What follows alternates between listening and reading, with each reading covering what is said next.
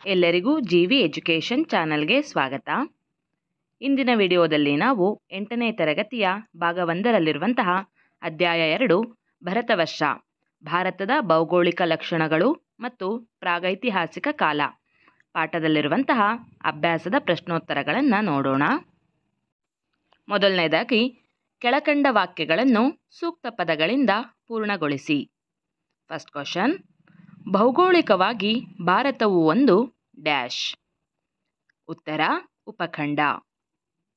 ಎರಡನೇ ಪ್ರಶ್ನೆ, ಬೂದಿಯ ಕುರುಹುಗಳು ಡ್ಯಾಶ್ ಗವಿಗಳಲ್ಲಿ ದೊರೆತಿವೆ.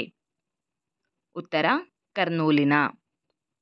ಮೂರನೇ ಪ್ರಶ್ನೆ, ಮಧ್ಯಶಿಲಾಯುಗದ ಪರಿಕರಗಳನ್ನು ಡ್ಯಾಶ್ ಎಂದು ಕರೆಯುತ್ತಾರೆ. ಉತ್ತರ ಸೂಕ್ಷ್ಮ ಶಿಲಾಯುಧಗಳು.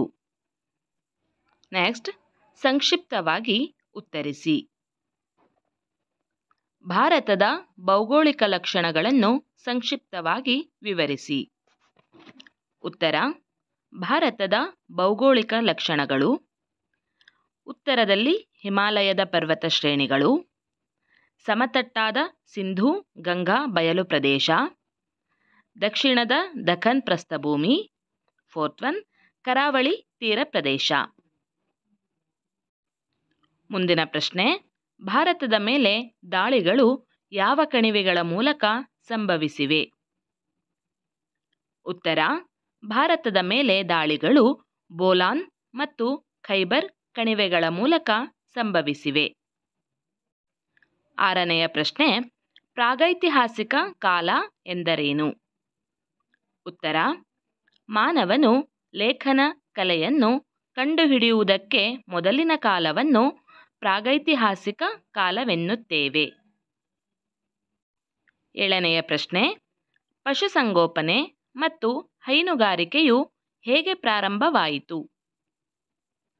ಉತ್ತರ, ಪ್ರಾಣಿಗಳನ್ನು ಬೇಟೆಯಾಡುತ್ತಿದ್ದ ಮನುಷ್ಯನು ಅವುಗಳ ಸ್ವಭಾವ, ಆಹಾರ, ರೀತಿ ಹಾಗೂ ಸಂತತಿ ವೃದ್ಧಿಯ ಬಗ್ಗೆ ತಿಳಿದುಕೊಂಡನು.